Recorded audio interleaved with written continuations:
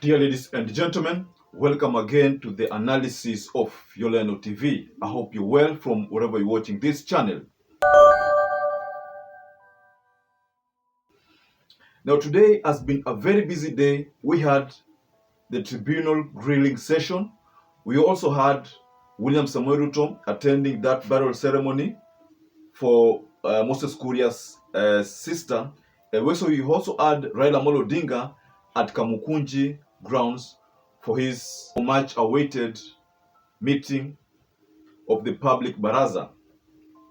So there is something that I wanted to share with you. I came across 3 tweets. One tweet was from MUTAHI Ngunyi, a second tweet was from Raila Odinga, a third tweet was from Professor Makau Mtua. So the 3 tweets, so let's talk about our first tweet, and this is the tweet from Raila Amolo Odinga. So this is what Raila Amolo Odinga said. We as Azimio reject the 2022 election results. We can't and won't recognize the Kenya Kwanza regime and consider the Kenya Kwanza government illegitimate. We don't recognize Mr. William Ruto as president of Kenya, and we equally don't recognize any officials in office with him. That's a tweet from Raila Amolo Odinga's account. And then we had a tweet from Professor Makau Mtua. And this is what Professor Makau Mtua said. As a matter of my freedom of conscience and thought, I can't accept or recognize Mr. William Samoei Ruto as president of Kenya. I can't and won't. So that is our second tweet, and that tweet is from Professor Makau Mtua. And then we also have our last tweet, which forms the basis of today's analysis, and that tweet is from MUTAHI Ngunyi. And Professor MUTAHI Ngunyi says that, Dear President Ruto, never fight with a man who has nothing to lose. Hustlers are like a pendulum. They will swing to the side that is anti-authority. Do not take Kamukunji casually. Revolutions start in small installments, little by little, then they acquire a life of their own. So to me, I think this tweet was something like an advice to William Samoei Ruto on what or how is supposed to treat this Kamukunji rally. Now, I'd like to start this conversation by sharing you a video from Raila Amolo Odinga, where he made some specific remarks to leaders within the Kenya Kwanza government, especially Rigathi Gachagua. Please take a moment and listen to this video. Pili, naibu wake ama sio naitwa siji nani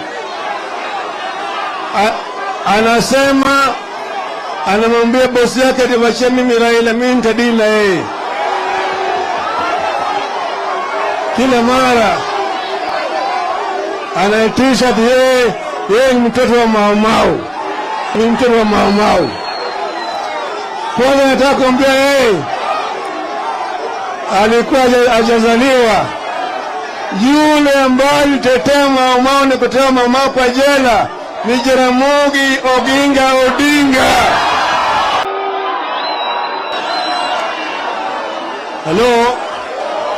Halo, huyu kijana Gachagua hana adabu, hajui pale sisi tumetoka. Hata baba yao Nyayo walikuwa hawezi kunitisha mimi.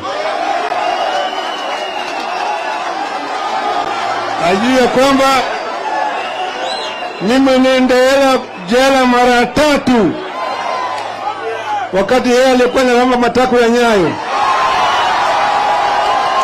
So from that video and from the remarks that we've seen from MUTAHI Ngunyi, it is evident that a revolution is likely to occur. Perhaps this is the reason why previously Pastor EZEKIEL made similar sentiments when he said that the people will rebel against you. So that was a message that a prophecy that Pastor Ezekiel made that time, and if anything is to go by, then I can comfortably say that what Pastor Ezekiel said, the prophecy is coming to reality right now. Because lately we've seen that MUTAHI Ngunyi has always been supporting William Samoei Ruto. I'm not going to talk about the previous support that he had on Uhuru Muigai Kenyatta, but recently we've noted that MUTAHI Ngunyi has been supporting William Samoei Ruto's cause. But this particular tweet speaks volume, and I think this is some kind of advice to the president that no, don't ignore this man. This man has nothing to lose. Actually, if I look at Raila Odinga right now, I think he has nothing to lose. His age, and maybe his age by the time is 2027 might not allow him to again vie for presidency, even though he has not publicly indicated that he won't vie, but we find that his age might bar him from doing it. So probably Raila Odinga might have to front another person, probably Kalonzo Musyoka, Martha Karua, or any other person, Jeremiah Kioni, or even Joe. But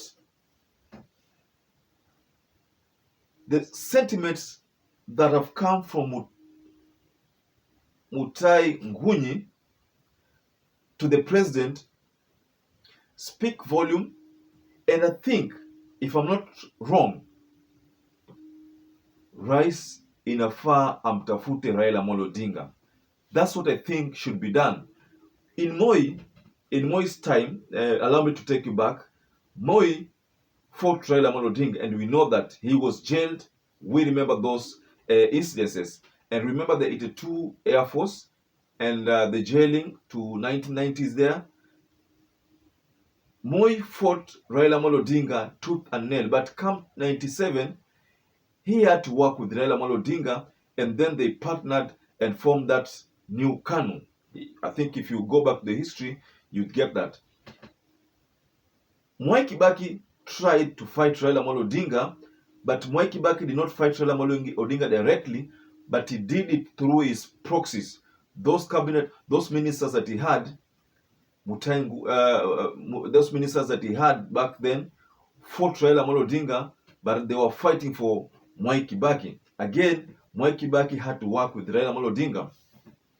Uhuru Muigai Kenyatta fought Raila Odinga in his first term, but in the second term had to call Raila Odinga, and then they worked, and then there was harmony in Kenya, peace and harmony.